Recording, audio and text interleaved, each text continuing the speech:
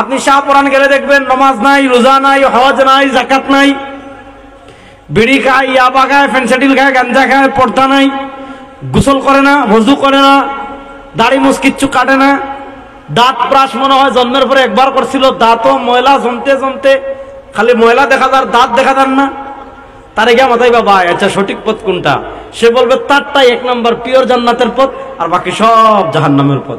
স্বাভাবিক, দুনিয়াতে যে যেই পথে আছে সবাই তার পথকেই জান্নাতের পথ বলবে।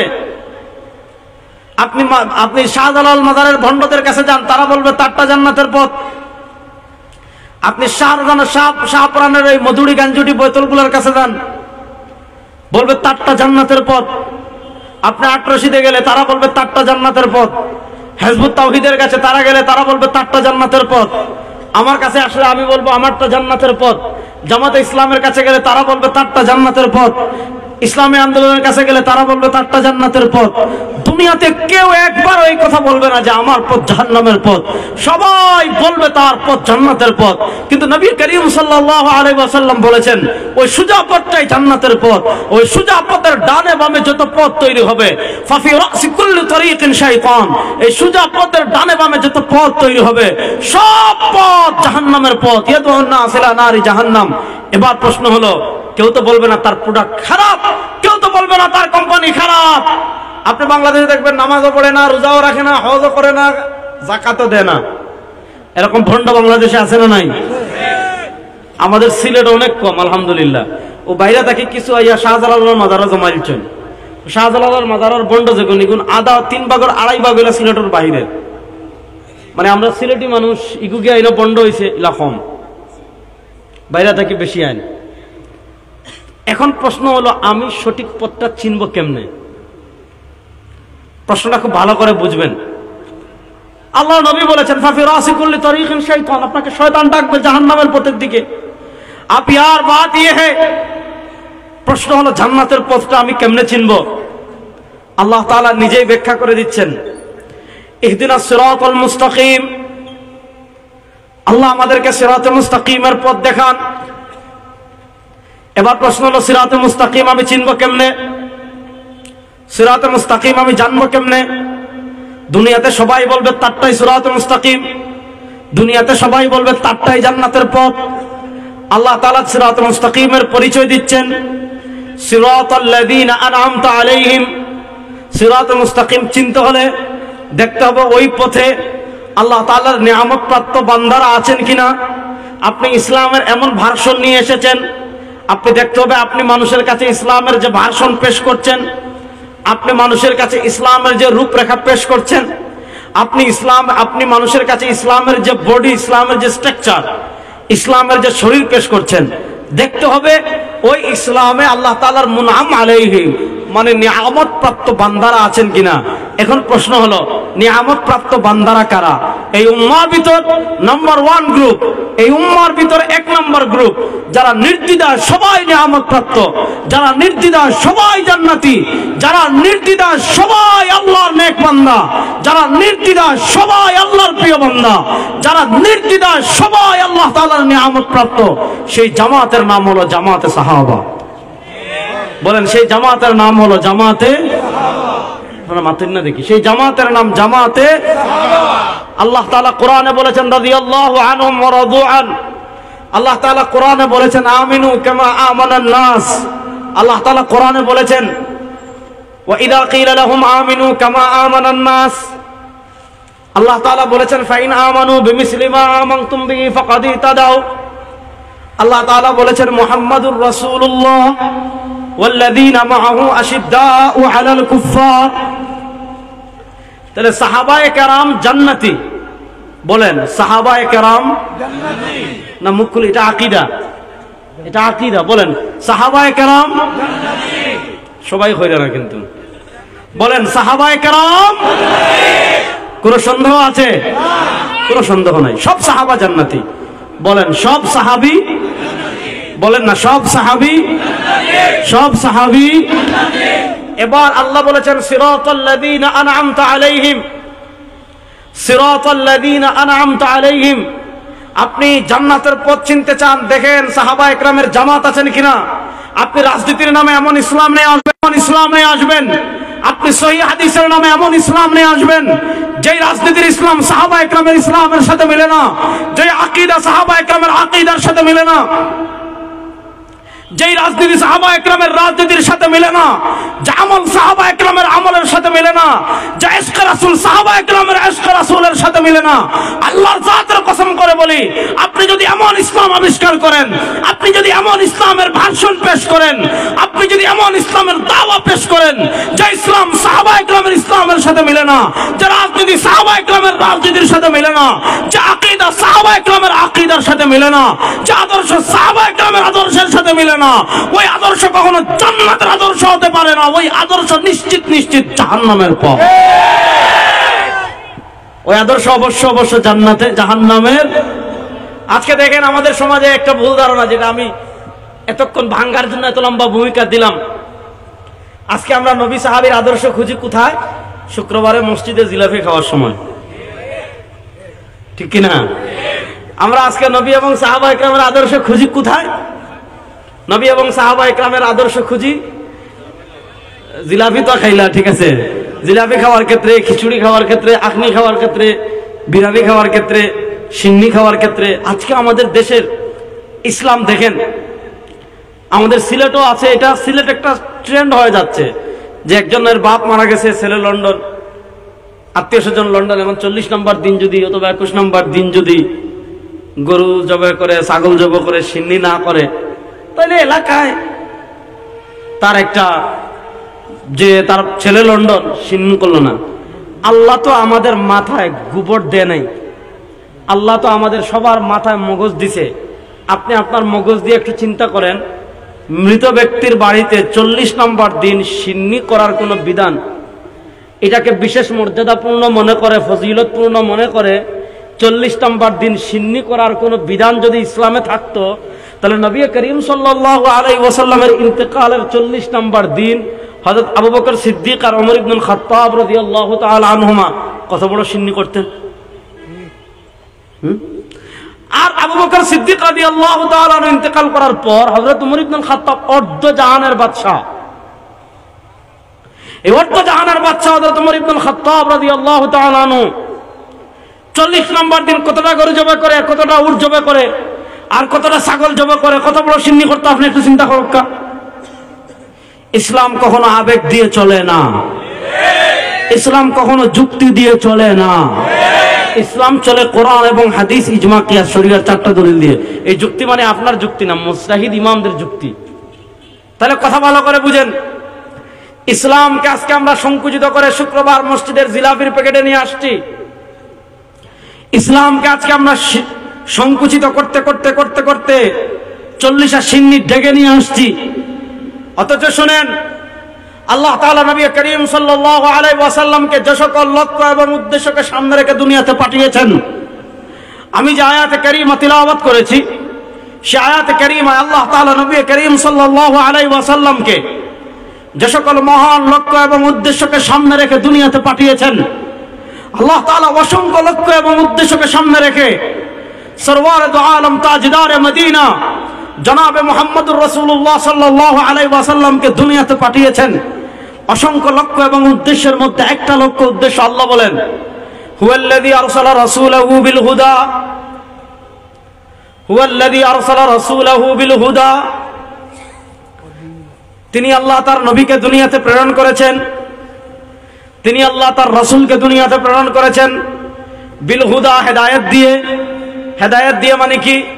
মনে করেন আপনার এখানে পাকিস্তান থেকে তাবলিগের একটা জামাত আসছে, এখন তারা নতুন আসছে হেতিমগঞ্জ চিনে না, তারা নতুন আসছে গোলাপগঞ্জ চিনে না, এটা বুইটিকর নেন, তারা নতুন আসছে বুইটিকর চিনে না। আপনাকে বলছে ইয়ার গোলাপগঞ্জ কাহা হ্যায়, কিস तरह है, আপনাকে জিজ্ঞাইলো কিধর है গোলাপগঞ্জ, কিস तरह है হেতিমগঞ্জ। আপনি তাকে ডিরেকশন দিচ্ছেন, আপনি এখান থেকে প্রথম যাবেন বুইটিকর, ওখানে দাঁড়াবেন, দেখবেন সিএনজি ডাকতেছে গোলাপগঞ্জ গোলাপগঞ্জ গোলাপগঞ্জ গোলাপগঞ্জ। আপনি 5 টাকা দিয়ে উঠবেন, গোলাপগঞ্জ চত্বরে নামাই দিবে। আপনি এখান থেকে যাবেন বুইটিকর, গিয়া রাস্তা পাড়ি দিবেন না, এপারে থাকবেন, দেখবেন সিএনজি ডাকতেছে হেতিমগঞ্জ হেতিমগঞ্জ হেতিমগঞ্জ হেতিমগঞ্জ, আপনি উঠলে আপনাকে হেতিমগঞ্জ নামাই দিবে। এই যে আপনি তাকে দিলেন, এটাকে বলা হয় ইরাআতুত তরিক। আপনি তাকে হেদায়েত দিয়েছেন, আপনি তাকে পথের সন্ধান দিয়েছেন, আপনি তাকে গোলাপগঞ্জ যাওয়ার পথ বাতলে দিয়েছেন, আপনি তাকে হেতিমগঞ্জ যাওয়ার পথ বাতলে দিয়েছেন। মুসলমান শুনেন, আমরা আগের হাদিস থেকে বুঝলাম দুনিয়াতে পথ হবে অনেক, দুনিয়াতে মত হবে অনেক। আপনি গোলাপগঞ্জ যেতে চাচ্ছেন, আপনি এখন গোলাপগঞ্জ যেতে হলে গোলাপগঞ্জ যাওয়ার একটা রাস্তা আছে, ওই রাস্তা বাদ দিয়ে আপনি যদি এদিকে যান আপনি গোলাপগঞ্জ যেতে পারবেন না। আপনি এদিকে যান আপনি গোলাপগঞ্জ যেতে পারবেন না। আপনি গোলাপগঞ্জ যাওয়ার একটা নির্দিষ্ট রাস্তা আছে, ওই রাস্তা ধরে যদি আপনি আগান আপনি গোলাপগঞ্জে পৌঁছাবেন।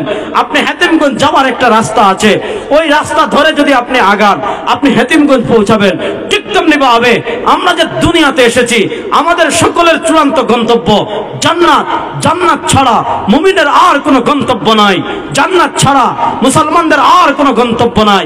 এখন দুনিয়াতে পথ হবে অনেক, দুনিয়াতে মত হবে অনেক। এবার প্রশ্ন হলো আপনি জান্নাতের পথের ডিরেকশন আপনাকে কে দিবে? জান্নাতের পথ আপনাকে কে দেখিয়ে দিবে? জান্নাতের পথের সন্ধান আপনাকে কে দিবে? কে আপনাকে বলবে এদিকে চললে তুমি জান্নাতে যাইবা? কে আপনাকে বলবে এদিকে তুমি যাইও না, এদিকে গেলে তুমি জান্নাত পাবা না? কে আপনাকে বলবে এই পথে চললে জান্নাত, এই পথে চললে জান্নাতের নাজ নেয়ামত, আর এদিকে গেলে জাহান্নাম, এদিকে গেলে আযাব, এদিকে গেলে শাস্তি? আল্লাহ বলেন হুয়াল্লাযী আরসালা রাসূলাহু বিল হুদা, আমি আল্লাহ তার রাসূলকে হেদায়েত দিয়ে প্রেরণ করেছি, আমি আল্লাহ তার রাসূলকে পথের সন্ধান দিয়ে পাঠিয়েছি। আমার নবী তোমাদেরকে দুনিয়াতে পথ দেখাবেন, আমার নবী তোমাদেরকে দুনিয়াতে পথের সন্ধান দিবেন, আমার নবী তোমাদেরকে দুনিয়াতে ডিরেকশন দিবেন।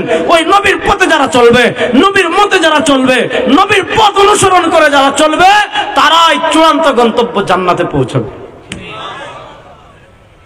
হুয়াল্লাযী আরসালা রাসূলাহু বিল হুদা, তিনি আল্লাহ তার নবীকে প্রেরণ করেছেন হুদা, হেদায়েত দিয়ে, পথের সন্ধান দিয়ে। এবার আসেন আল্লাহ নবী কিসের পথ দেখিয়েছেন? আমরা মনে করি আল্লাহ নবীর সুন্নত পথ শুক্রবারে জিলাপি খাওয়ার ক্ষেত্রে, শাহজালালের মাজারে উরুসের ক্ষেত্রে, আর শবে বরাতে বাত্তি, আগরবাতি, মোমবাতি জ্বালানোর ক্ষেত্রে। তো সামনে আর খবরদার, এমনি কোথাও পোকা আছে, মশা আছে, কোথাও পোকা মনে ফুক অথবা গরম মশা, মশা দূর করতে করি, অথবা গ্রানোর দরকার, গ্রানোর লাগে যদি আগরবাতি জ্বালেন শবে বরাতে কোনো সমস্যা নাই। কিন্তু এই রাতের আমল মনে করে, সব মনে করে, অথবা আপনার আত্মীয় স্বজন যারা মারা গেছেন তাদের রূহ এসে উপস্থিত হয়, এ সকল আকীদাকে সামনে রেখে ওই রাতে মোমবাতি জ্বালানো বেদাত। এগুলা কোশ্চিন কালেও করবেন না, এগুলা কোশ্চিন কালেও করবেন, বলেন না যুবকরা, এগুলা কোশ্চিন কালেও করবেন।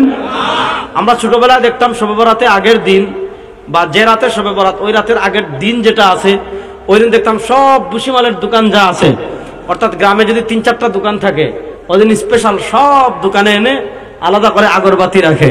তো আমাদের সিলেট এই সংস্কৃতি নাই। ঢাকায় আপনি শবে বরাতে কি দেখবেন জানেন? পোলাপাইন সব পাঞ্জাবি পরে সব বাইতুল মুকাররম যাবে, অথবা মহল্লার মসজিদে মাগরিব পড়তে কি আর পা ফেলানোর জায়গা নাই, সব যাবে। এশার নামাজ হুজুর বয়ান টয়ান করলে শুনবে, নামাজ পড়লে পড়লো, না পড়লে নাই। তারপরে কি করে জানেন? ব্যান্ড রিজার্ভ করে, ব্যান্ড। তো পোলাপাইন এক এক এলাকার ২০-২৫টা একত্রিত হয়ে ব্যান্ড রিজার্ভ করে শাখা ঢাকা ঘুরে। আপনি যদি শবে বরাতে ঢাকায় থাকেন তাহলে আপনি দেখবেন রাস্তায় খালি ভ্যান আর ভ্যান, অর্থাৎ প্রত্যেক এলাকার যুবকরা এই এখান থেকে ওখানে যাবে, এখান থেকে ওখানে যাবে, এখান থেকে ওখানে যাবে, সারা রাত ঘুরে। মাশাআল্লাহ, অনেক সওয়াবের কাজ হয়ে গেছে না? রাত্রে ঘুরছে। আর যদি আত্মীয় স্বজন কারো কবরস্থান যদি থাকে কোনো এলাকায়, তাহলে কবরস্থান গিয়ে কবর জিয়ারত করে। এখন মাশাআল্লাহ এশার নামাজ জামাতে পড়ে ফেলছে, আবার সারা রাত ঘুরছে, পাড়া প্রতিবেশীর বাসায় গেছে, বাতাসা খাইছে, এখন ফজরের নামাজ না পড়ে ঘুমায়। এ হলো আমাদের দেশের অবস্থা। আমি আপনাদেরকে যেটা বলছি শুনেন, আজকে ইসলামকে, রাসূলের আদর্শকে সংকুচিত করতে করতে আমরা কোথায় নিয়ে আসছি? আমার নবী পথ দেখিয়েছেন জীবনের সব কাজের। আমি কেমনে হাঁটবো আমার নবী শিখিয়েছেন, আমি কেমনে ঘুমাবো আমার নবী শিখিয়েছেন, আমি কেমনে খাবো আমার নবী শিখিয়েছেন, আমি কেমনে বাথরুমে প্রবেশ করব আমার নবী শিখিয়েছেন, আমি কেমনে বাথরুম থেকে বের হব আমার নবী শিখিয়েছেন, আমি কেমনে কথা বলবো আমার নবী শিখিয়েছেন, আমি কেমনে হাসবো আমার নবী শিখিয়েছেন। আমি কেমনে ব্যবসা করব আমার নবী শিখিয়েছেন। আমি কেমনে বিয়ে শাদী করব আমার নবী শিখিয়েছেন। আমি কেমনে ত্যায্য সম্পত্তি ভাগ করব আমার নবী শিখিয়েছেন। আমি কেমনে রাজনীতি করব আমার নবী শিখিয়েছেন। আমি কেমনে রাষ্ট্র পরিচালনা করব আমার নবী শিখিয়েছেন। আমি কেমনে সংবিধান লিখবো আমার নবী শিখিয়েছেন। আমি কেমনে সংসদ চালাবো আমার নবী শিখিয়েছেন। আমি কেমনে বিচার ব্যবস্থা চালাবো আমার নবী শিখিয়েছেন। আমি কেমনে অর্থনীতি চালাবো আমার নবী শিখিয়েছেন। আমি জন্মগ্রহণ করার পর থেকে নিয়ে মৃত্যুবরণ করার আগ পর্যন্ত আমার জীবনের এমন কোন সাইট নাই। আমি রাজনীতি করলে কেমনে করব আমার নবী শিখিয়েছেন। আমি রাষ্ট্র পরিচালনা করলে কেমনে করব আমার নবী শিখিয়েছেন। আমি জাতিকে নেতৃত্ব দিলে কেমনে দিব আমার নবী শিখিয়েছেন। আমি যদি পরিপূর্ণ মুসলমান হতে চাই, আপনি রাজনীতি বলেন, অর্থনীতি বলেন, রাষ্ট্রনীতি বলেন, সংবিধান বলেন, সংসদ বলেন, সব জায়গায় সর্বরে তো আলমের আদর্শকে ফলো করতে হবে। আল্লাহ নবীর আদর্শ বাদ দিয়ে, মানুষের তন্ত্র মন্ত্র বাদ দিয়ে কখনো সোনার বাংলাদেশ গড়া যাবে না।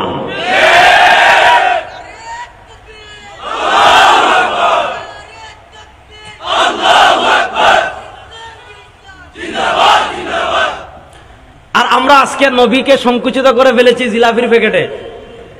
মনে হয় শুক্রবার মসজিদে যদি যুবক হলে জিলাপি পাইলেন, আলহামদুলিল্লাহ খুশি।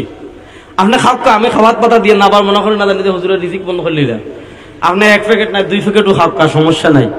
কিন্তু শুনেন যুবকরা, এই কথাটা ভালো করে বুঝবেন, আমার এই পয়েন্টটা ভালো করে বুঝবেন।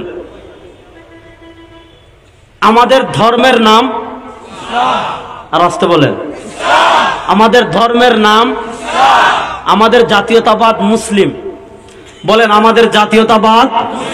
হুয়াল্লাযী আরসালা রাসূলাহু বিল হুদা, তিনি আল্লাহ তার নবীকে হেদায়েত দিয়ে পাঠিয়েছেন। আর কি দিয়ে পাঠিয়েছেন? ওয়াদিনিল হক। সুবহানাল্লাহ পড়েন। তিনি আল্লাহ তার নবীকে দ্বীন হক তথা সত্য ধর্ম দিয়ে পাঠিয়েছেন। যুবকরা আকাশ বাতাস প্রকম্পিত করে বলেন, সেই সত্য ধর্মের নাম মাথায় না দেখি, সেই সত্য ধর্মের নাম। এজন্য আমাদের জাতীয় পরিচয় বাঙালি নেই। ওই বাঙালি যেগুলো ভারতের দালাল, এগুলো আমাদেরকে শিখায় বাঙালি। আমরা নট বাঙালি, আমরা বাংলাদেশি। বাঙালি কেন বলে জানেন? আমার সোনার বাংলা, আমি তোমায় ভালোবাসি। এই সঙ্গীত যে লিখেছে রবীন্দ্রনাথ ঠাকুর, সে প্রচন্ড বাংলাদেশ বিদ্বেষী একটা লোক ছিল। আপনারা জানেন ঢাকা বিশ্ববিদ্যালয় যখন ঢাকায় হওয়ার কথা ছিল, এই রবি ঠাকুর এটার বিরোধিতা করেছে। কেন? ঢাকায় যদি ভার্সিটি হয়, মুসলমানদের সন্তানরা শিক্ষিত হয়ে যাবে, মুসলমানদের সন্তানরা জ্ঞানী হয়ে যাবে, মুসলমানদের সন্তানরা শিক্ষা দীক্ষায় এগিয়ে যেতে পারে। এজন্য ঢাকা ভার্সিটি ঢাকায় হোক, এটা রবীন্দ্রনাথ চায় নাই। এই রবীন্দ্রনাথ ছিল ব্রিটিশের গোলাম, ব্রিটিশের দালাল। আর আমাদের জাতীয় কবি হলেন কাজী নজরুল ইসলাম। তিনি ব্রিটিশকে বলেছিলেন, শালা দেশ ছাড়বি কিনা বল, না হলে কিলের চুটে হাড় করিব জল। মানে আমার দেশ তুই ছাড়বি কিনা, নাহলে কিলাইয়া হাড্ডি ভাঙিলেন। এই ভারতের গোলাম, ভারতের দালাল, ভারতের দিল্লির ওপারের রবীন্দ্রনাথ, তার বাপদাদার ব্যবসা ছিল পতিতা ব্যবসা। সে বলেছে, আমার সোনার বাংলা, আমি তোমায় ভালোবাসি। এটা দিয়ে আমার বাংলাদেশের আকাশ সে বুঝায় নাই, তার কলকাতার আকাশ বুঝিয়েছে, তার কলকাতার আসমান বুঝিয়েছে। ওই ভারতের দালালদের একটা জাতীয় সঙ্গীত হতে পারে, 14 কোটি মুসলমানের জাতীয় সঙ্গীত আমরা মানি না, মানি না, মানি না। ইসলাম ইসলাম জিন্দাবাদ জিন্দাবাদ, ইসলামের শত্রুরা শুনেন, ভাই সাহেব মাইক্রো মিছিল দেওয়া লাগতো না, তারা দিবে এমনি।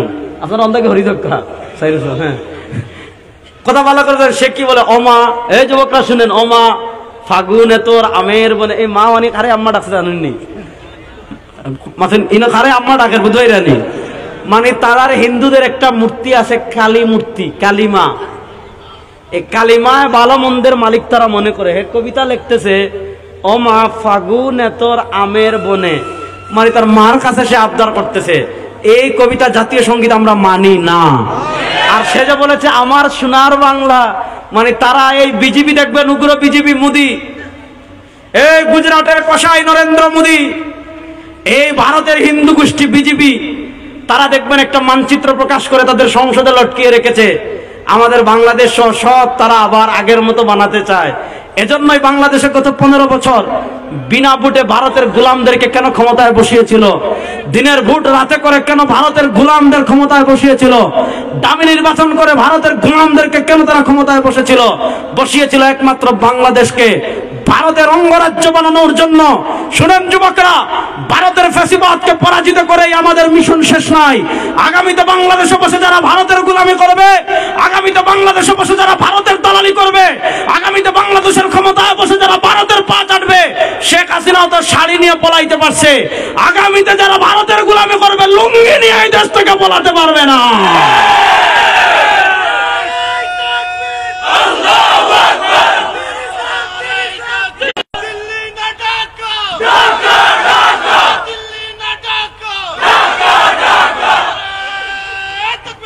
শুনেন, আমার সোনার বাংলা বলে তারা সবকে এক করে তাজায়। আমাদের সোনার বাংলা না, আমাদের সোনার বাংলাদেশ। বলেন আমাদের সোনার বাংলাদেশে দুর্নীতিতে চ্যাম্পিয়ন। সোনার বাংলাদেশে মানুষের জীবনের নিরাপত্তা নাই। সোনার বাংলাদেশ গত 52 বছর দেখেছেন আপনারা। ধর্মনিরপেক্ষতার বাংলাদেশ দেখেছেন, জাতীয়তাবাদের বাংলাদেশ দেখেছেন, গণতন্ত্রের বাংলাদেশ দেখেছেন, সমাজতন্ত্রের বাংলাদেশ দেখেছেন। কোন তন্ত্র মন্ত্র সোনার বাংলাদেশ গড়তে পারে নাই। চুরি বন্ধ করতে পারে নাই, খুন বন্ধ করতে পারে নাই, চাঁদাবাজি বন্ধ করতে পারে নাই, টেন্ডারবাজি বন্ধ করতে পারে নাই, মানুষের জানের নিরাপত্তা দিতে পারে নাই, মানুষের মালের নিরাপত্তা দিতে পারে নাই। সব বাংলাদেশের খেলা শেষ হয়ে আগামীতে আমাদের চূড়ান্ত গন্তব্য হবে কোরআনের বাংলাদেশ, ইসলামের বাংলাদেশ। ইসলামের বাংলাদেশ ছাড়া আরো কোন পথ দিয়ে মুক্তি পাবেন? আসেন তো, তারা আমাদেরকে শিখায় আমাদের জাতীয়তাবাদ বাংলাদেশী। শুনেন, আমাদের জাতীয়তাবাদ আমরা মুসলিম। বলেন আমাদের জাতীয়তাবাদ আমরা বড় আস্তে কইলা সনম করেন নাই নি। 5 মাস আগে যে জয় বাংলা কইতা হো গোলাপগঞ্জের এমসি ক্রস থেকে শোনা যাইত, ঠিক নাই? বলেন আমাদের জাতীয়তাবাদ আমরা ও পাশের যুবক হল, ঠিক আছেন, ফিসরেরা তারা আনা খাইয়া। বলেন আমাদের জাতীয় পরিচয় আমরা। আর মুসলমানদের জাতির পিতা হযরতে এর বাইরে আমাদের কোন জাতির আব্বা, জাতির বাবি, জাতির চাচা, জাতির খালা, জাতির মামা বাংলাদেশ না, সারা দুনিয়ার মুসলমানরা জাতীয়তাবাদে বিভক্ত হয়ে একটা ডং শুরু করেছে। এক এক দেশে এক একজনের জাতির আব্বা বানাই ফেলে। শোনেন মুসলমান, কোন লেডি ফেরাউনের বাপ আমাদের জাতির পিতা হতে পারে না। কোন স্বৈরাচারের বাপ আমাদের জাতির পিতা হতে পারে না। আমাদের ঈমান, আমাদের জাতির পিতা একমাত্র হযরতে। বলেন আমাদের জাতির পিতা একমাত্র হযরতে। আল্লাহ তাআলা বলেন ওয়াল্লাযী আরসালা রাসূলাহু বিল হুদা, তিনি আল্লাহ তার রাসূলকে প্রেরণ করেছেন হেদায়েত দিয়ে। আর কি দিয়ে পাঠিয়েছেন?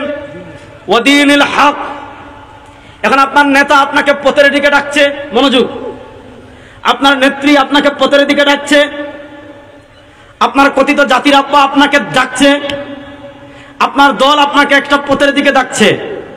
আপনি যাচাই করবেন, বাছাই করবেন, দেখেন সে যে পথের দিকে ডাকছে ওই পথ মদিনাওয়ালার পথ কিনা, ওই পথ কামলিওয়ালার পথ কিনা, ওই পথ দু জাহানের বাদশার পথ কিনা, ওই পথ সরওয়ারে দু আলমের সাথে মিলে কিনা, ওই পথ গারে হেরার সাথে মিলে কিনা, ওই পথ আলিয়াউমা আকমালতু লাকুম দীনাকুমের সাথে মিলে কিনা, ওই পথ রাদিতু বিল্লাহি রাব্বান ওয়া বিল ইসলামি দীনার সাথে মিলে কিনা। যদি ওই পথ তাদের পথের সাথে মিলে আলহামদুলিল্লাহ।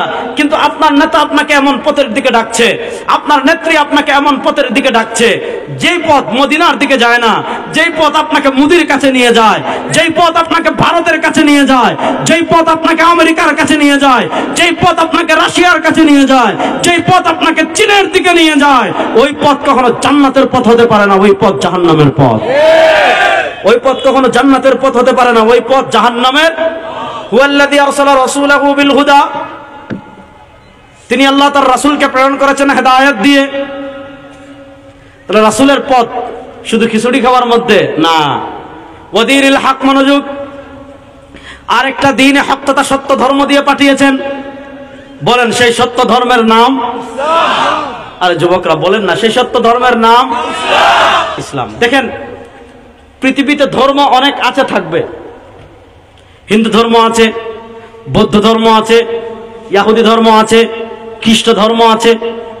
পৃথিবীতে অনেক ধর্ম আছে, ধর্ম পালনের স্বাধীনতা সবার আছে, কিন্তু আপনার আকীদা রাখতে হবে, আপনাকে অকাট্য বিশ্বাস রাখতে হবে, আপনাকে এটা মানতে হবে, আপনাকে এটা জানতে হবে, এবং আপনাকে এটা একদম 100% মানতে হবে। পৃথিবীতে সত্য ধর্ম একটা, সেটার নাম ইসলাম। বলেন, পৃথিবীতে সত্য ধর্ম একটা, সেটার নাম ইসলাম। বলেন না, পৃথিবীতে সত্য ধর্ম একটা, সেটার নাম ইসলাম। এবার আসেন,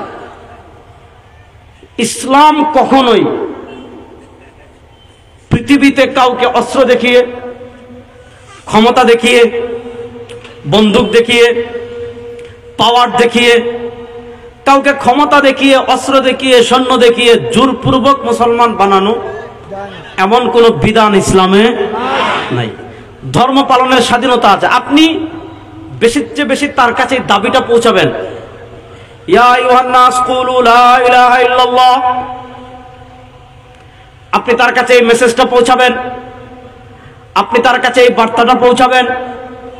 আপনি তার কাছে কি মেসেজ পৌঁছাবেন? আপনি তার কাছে কি বার্তা পৌঁছাবেন? আপনি তার কাছে এই মেসেজ পৌঁছাবেন, আপনি তার কাছে এই বার্তা পৌঁছাবেন। যদি দুনিয়াতে সফল কাম হতে চাও, যদি দুনিয়াতে আখেরাতে সফল কাম হতে চাও, জয় বাংলা সফলতা দিতে পারবে না, অমুকের সৈনিক সফলতা দিতে পারবে না। যদি তুমি দুনিয়া আখেরাতে সফল কাম হতে চাও, ইয়া আইয়ুহান নাস, হে দুনিয়ার মানুষ সকল, যদি তুমি দুনিয়া আখেরাতে সফল কাম হতে চাও, কুলু লা ইলাহা ইল্লাল্লাহ। যদি তুমি দুনিয়া আখেরাতে সফল কাম হতে চাও, লা ইলাহা ইল্লাল্লাহ বলো। যদি তুমি দুনিয়া আখেরাতে সফল কাম হতে চাও, লা ইলাহা ইল্লাল্লাহ পড়ো। এবার আপনি তার কাছে ইসলামের দাওয়া পৌঁছিয়ে দিলেন, আপনি তার কাছে ইসলামের মেসেজ পৌঁছিয়ে দিলেন, আপনি তার কাছে ইসলামের বার্তা পৌঁছিয়ে দিলেন।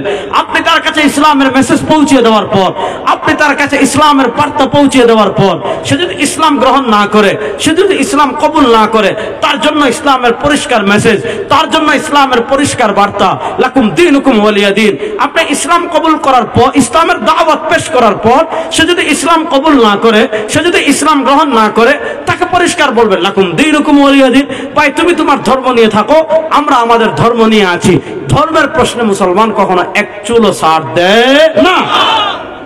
শুনেন, ইসলাম যদি অস্ত্র দেখিয়ে, তীর দেখিয়ে, পিস্তল দেখিয়ে, বন্দুক দেখিয়ে, ক্ষমতা দেখিয়ে কাউকে মুসলমান বানানোর কোন বিধান যদি ইসলামে থাকতো, মুসলমান, আমাদের বাংলাদেশের সাথে দুটা দেশের সীমান্ত আছে, একটা হলো দাদারা ভারত, আর আরেকটা হলো টেকনাফ গেলে দেখবেন মিয়ানমার। দেখেন আপনি পাশের রাষ্ট্রগুলো যেগুলোর সীমান্ত, যুবকরা খুব ভালো করে পয়েন্টটা বুঝবেন। আমাদের বাংলাদেশ একটা ছোট্ট রাষ্ট্র, মাত্র 56,000 বর্গ মাইলের ছোট্ট একটা রাষ্ট্র। এই ছোট্ট রাষ্ট্রের সাথে দুটা রাষ্ট্রের সীমান্ত সংযোগ আছে, একটা হলো ভারত আর আরেকটা হলো মায়ানমার। আপনি দেখেন আমাদের বাংলাদেশে সংখ্যালঘু গরিষ্ঠ, মানে বাংলাদেশের সংখ্যায় বেশি হলো মুসলমান, অন্যান্য ধর্মরা সংখ্যালঘু, মানে তার সংখ্যায় কম। হিন্দুরা সংখ্যায় কম, বৌদ্ধরা সংখ্যায় কম, ইহুদিরা আরো কম। আমাদের দেশে মুসলমান সংখ্যায় বেশি, হিন্দুরা সংখ্যায় কম। আমাদের পার্শ্ববর্তী রাষ্ট্র ভারত, ওখানে হিন্দুরা সংখ্যায় বেশি, মুসলমান সংখ্যায় কম। আমাদের সাথে সংযুক্ত আরেকটা রাষ্ট্র মিয়ানমার, ওখানে মুসলমানরা সংখ্যায় কম, বৌদ্ধরা সংখ্যায় বেশি। আপনি আমাদের পার্শ্ববর্তী রাষ্ট্রদের যারা সংখ্যালঘু, তাদের সাথে আমাদের বাংলাদেশের সংখ্যালঘুদের অবস্থা মাপেন। আপনি প্রথমে ভারতে যান, ওখানে মুসলমান সংখ্যায় কম, সেখানে মুসলমানদের অবস্থা দেখেন। আমাদের বাবরি মসজিদকে শত শত বছর থেকে যে মসজিদে মুসলমানরা ইবাদত করে, শত শত বছর থেকে যে মসজিদে মুসলমানরা উপাসনা করে, দেখেন বাবরি মসজিদকে ভেঙে তারা রাম মন্দির বানিয়েছে, সেখানে মন্দির বানিয়েছে। কাশ্মীরে মুসলমানদেরকে হত্যা করছে। ওই গুজরাটের কসাই নরেন্দ্র মোদী গুজরাটে সাম্প্রদায়িক দাঙ্গা তৈরি করে হাজার হাজার মুসলমানকে হত্যা করা হয়েছে। দিল্লিতে মুসলমানদেরকে হত্যা করা হয়েছে, আসামে করা হচ্ছে, কাশ্মীরে করা হচ্ছে, গুজরাটে করা হচ্ছে, পাঞ্জাবে করা হচ্ছে, চেন্নাইয়ে করা হচ্ছে, হায়দ্রাবাদে করা হচ্ছে, সিকিমে করা হচ্ছে। ছোটার দিকে থাকান, পৃথিবীর সবচেয়ে বেশি সাম্প্রদায়িক দাঙ্গা যে কয়েকটা রাষ্ট্র হয়, তাদের ভিতর অন্যতম হলো ভারত। সেখানে মুসলমান সংখ্যা কম, আজকে সেখানে মুসলমানদের নিরাপত্তা নাই, আজকে সেখানে মুসলমানদের জানমালের নিরাপত্তা নাই। মুসলমানদেরকে পিটিয়ে হত্যা করা হয়, মুসলমানদেরকে পাথর দিয়ে আঘাত করে করে হত্যা করা হয়, ট্রেন থেকে ফেলে দিয়ে মুসলমানদেরকে হত্যা করা হয়, মুসলমানদের ঘর বাড়ি ঘুরিয়ে দেওয়া হয়, মুসলমানদের মসজিদ ভেঙে দেওয়া হয়, মুসলমানদের মাদ্রাসা ভেঙে দেওয়া হয়, আর মুসলমানদের উপর এমন কোনো জুলুম নাই, এমন কোনো অত্যাচার নাই, করা হচ্ছে না। আপনি মায়ানমারের দিকে তাকান, এই জানোয়ারগুলো মাছ খায় না, গরুর গোশত খায় না, ছাগলের গোশত খায় না, মুরগির গোশত খায় না। কেন খায় না জানেন? তারা বলে জীব হত্যা মহাপাপ, প্রাণী হত্যা মহাপাপ। আপনি একটা পাঙ্কাশ মাছকে কেমনে কেটে খাবেন? হ্যাঁ, আপনি একটা তেলাপিয়া মাছকে কেমনে কেটে খাবেন? আপনি একটা মুরগিকে কেমনে জবে করবেন? তার প্রাণ আছে না। আপনি একটা ছাগলকে কেমনে জবে করবেন? তার প্রাণ আছে না। আপনি একটা হাঁসকে কেমনে জবে করবেন? তার প্রাণ আছে না। আপনি একটা গরুকে কেমনে জবে করবেন? তার প্রাণ আছে না। ওরে বাপ রে বাপ, এই জানোয়ারদের কাছে হাঁসের জন্য কত মায়া, মাছের জন্য কত মায়া, গরুর জানের জন্য কত মায়া, ছাগলের জানের জন্য কত মায়া। কিন্তু এই জানোয়ারদেরকে দেখান, তাহলে তোরা আরাকানে, রাখাইনে হাজার হাজার রোহিঙ্গা মুসলমানকে কেন হত্যা করলি? হাজার হাজার রোহিঙ্গা মুসলমানদেরকে তারা খুন করেছে।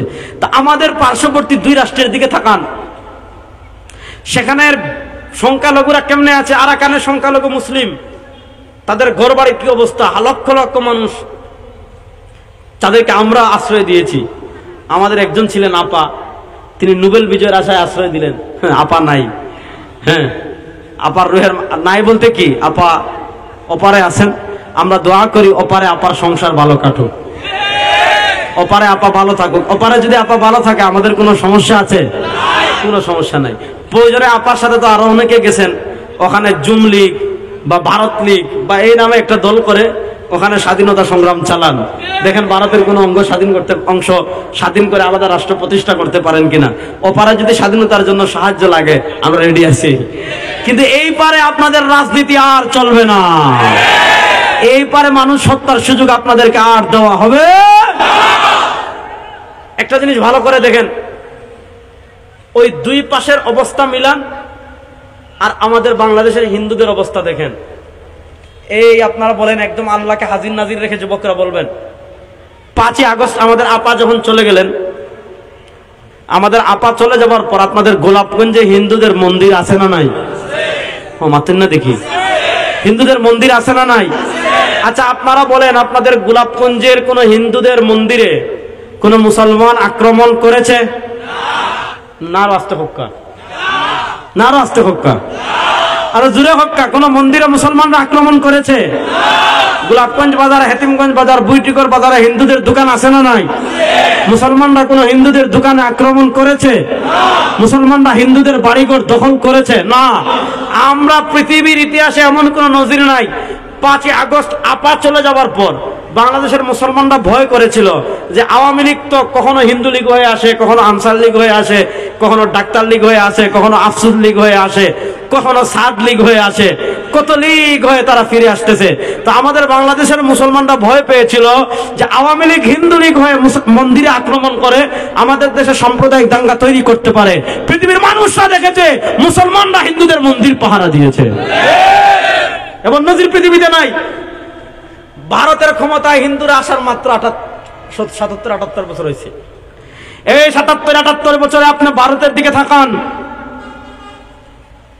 যারা মসজিদের নিরাপত্তা দিতে পারে না, যারা তাদের দেশের সংখ্যালঘু মুসলমানদের নিরাপত্তা দিতে পারে না, যারা মুসলমানদের মাদ্রাসার নিরাপত্তা দিতে পারে না, যারা মুসলমান বাচ্চাদের জানের নিরাপত্তা দিতে পারে নাই, ওই খবিস গোষ্ঠীদের থেকে আমাদের মানবতা শিখতে হবে না।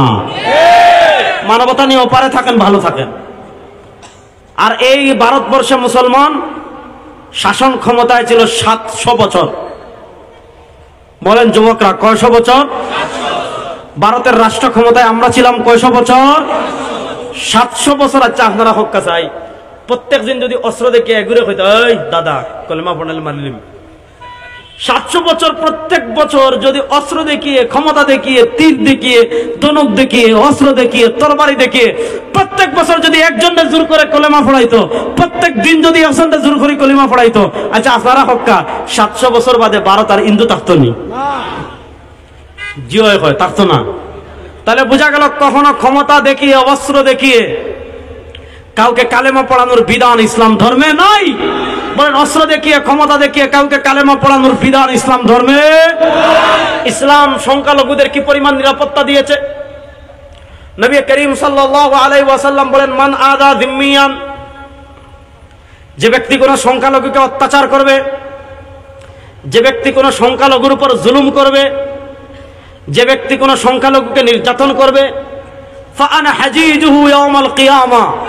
নবী করিম সাল্লাল্লাহু আলাইহি ওয়াসাল্লাম বলেন, কেউ যদি কোনো সংখ্যালঘুর উপর জুলুম করে, কেউ যদি কোনো সংখ্যালঘুর উপর অত্যাচার করে, কিয়ামতের দিন যে অত্যাচার করবে তার প্রতিপক্ষ আমি নবী হয়ে যাব।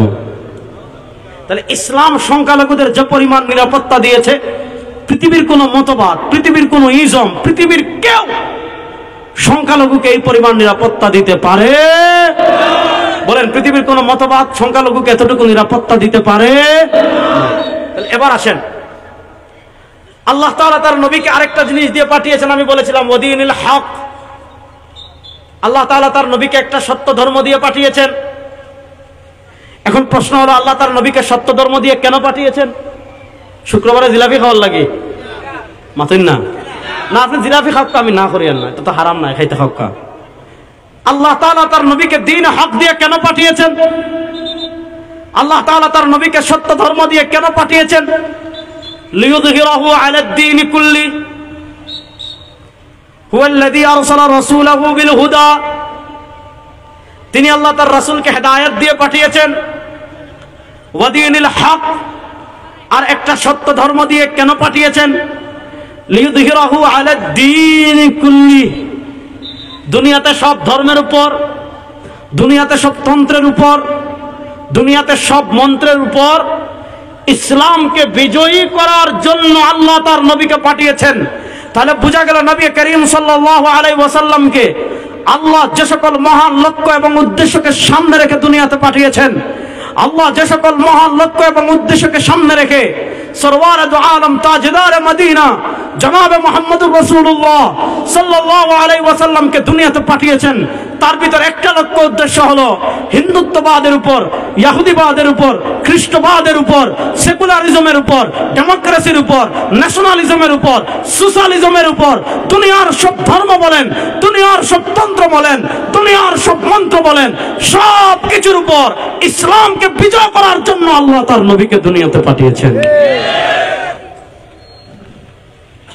কথা বুঝাইতে পারেন নাই? আচ্ছা, এখন বলেন ইসলামকে বিজয় করার দরকার আছে না নাই? হুজুর কে আসছে? ও মাশাআল্লাহ, কেমন আছেন? কথা ভালো করে বুঝেন। তাহলে ইসলামকে বিজয় করার দরকার আছে না নাই? এবার আসেন, ইসলামকে বিজয় কোন কোন সেক্টরে করব? এই শতাব্দীতে মুসলমানদের ব্যর্থতার জায়গা দুইটা। একটা জায়গা নিয়ে আমি কথা বলবো না, সময় নাই। একটা জায়গা আমি আজকে শুধু টাচ করব, যেহেতু এখানে যুবকদের সংখ্যা বেশি, সেটা হলো সেকুলারিজম। এই শতাব্দীতে মুসলমানদেরকে অত্যন্ত, আপনি একটা পরিভাষা আছে স্লো পয়জন, অর্থাৎ ইনজেকশনটা এমন ভাবে মারবে আপনি বুঝবেন না, আপনি সুস্থ থাকবেন, কিন্তু আস্তে আস্তে আস্তে আস্তে আস্তে আস্তে আস্তে আস্তে আস্তে আস্তে আস্তে আস্তে আপনার পুরো শরীরে বিষ ছড়িয়ে পড়বে, আপনি মারা যাবেন। তো এই শতাব্দীতে মুসলমানদেরকে সবচেয়ে বড় বিষ ধরে যে ভ্যাকসিন দেওয়া হয়েছে, সেই ভ্যাকসিনের নাম হলো সেকুলারিজম, ধর্মনিরপেক্ষতা। ধর্মনিরপেক্ষতা মানে কি? মুসলমানদেরকে এটা বুঝিয়ে ফেলেছে ধর্ম এটা শুধু মসজিদে থাকবে, মুসলমানদেরকে এটা বুঝিয়ে ফেলেছে ধর্ম এটা শুধু মাদ্রাসায় থাকবে, মুসলমানদেরকে এটা বুঝিয়ে ফেলেছে ধর্ম শুধু খানকায় থাকবে, অর্থাৎ ধর্ম এটা ব্যক্তি জীবনে থাকবে, ধর্ম এটা মসজিদের মধ্যে থাকবে, ধর্ম এটা খানকার মধ্যে থাকবে, ধর্ম এটা সিন্নির মধ্যে থাকবে, ধর্ম এটা চল্লিশার মধ্যে থাকবে, ধর্ম এটা মাজারের উনিশের মধ্যে থাকবে। রাজনীতিতে ধর্ম লাগবে না, রাষ্ট্র পরিচালনায় ধর্ম লাগবে না, সংবিধানে ধর্ম লাগবে না, বিচার ব্যবস্থায় ধর্ম লাগবে না, অর্থনীতিতে ধর্ম লাগবে না।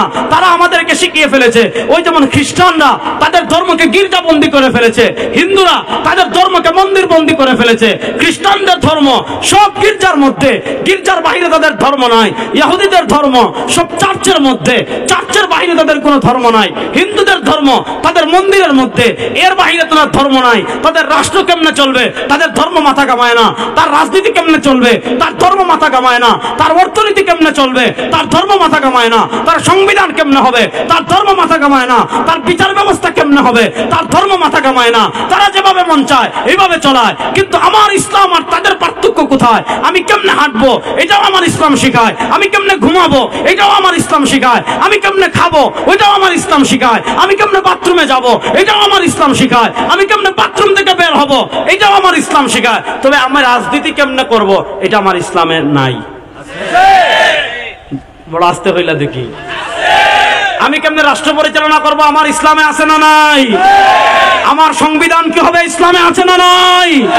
ও মুসলমান, 52 বছর থেকে যারা সেকুলারিজম আমাদের মাথায় চাপিয়ে রেখেছে, তারা আমাদেরকে শিখিয়েছে ইসলাম নিয়ে মসজিদে থাকো, তারা আমাদেরকে শিখিয়েছে ইসলাম নিয়ে খানকায় থাকো, তারা আমাদেরকে শিখিয়েছে ইসলাম নিয়ে মাদ্রাসায় থাকো, তারা আমাদেরকে শিখিয়েছে ইসলাম নিয়ে মাজারে থাকো।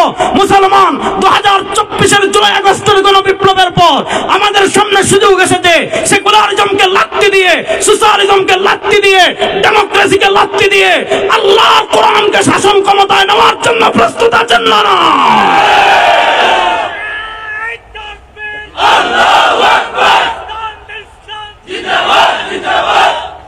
এই দেশ মুসলমানের দেশ, এই দেশে সেকুলারিজম আর চলবে না। বলেন, এই দেশে সেকুলারিজম আর চলবে না। সেকুলারিজমকে বাদ দিতে হবে। আল্লাহর উপর পূর্ণ আস্থা এবং বিশ্বাস, ইসলামের সংসদ হোক, ইসলামের বিচার ব্যবস্থা হোক, ইসলামের অর্থনীতি হোক, ইসলামের আলোকে হাইকোর্ট সুপ্রিম কোর্ট পরিচালিত হোক। এটা কারা কারা চান দেখে একটু হাত তোলেন তো। সুতরাং ইসলামের পক্ষে যুবকরা থাকবেন তো ইনশাআল্লাহ? কোরআনের পক্ষে থাকবেন তো ইনশাআল্লাহ? আর পয়সা বকল তো হবে তাকে রবা আইতে চাইরা সুতার খান দিতে কি ভারতের আধিপত্যবাদ মোকাবেলা করার জন্য যুবকরা প্রস্তুত আছেন ইনশাআল্লাহ? আমরা ভারতকে পরিষ্কার ভাষায় সব জায়গায় বলি, ওপারে থাকে বাংলাদেশ নিয়ে বাড়াবাড়ি করবা, বাংলাদেশে আর কেউ লাগতো না, সিলেটের মুসলমানই তাদের জন্য যথেষ্ট।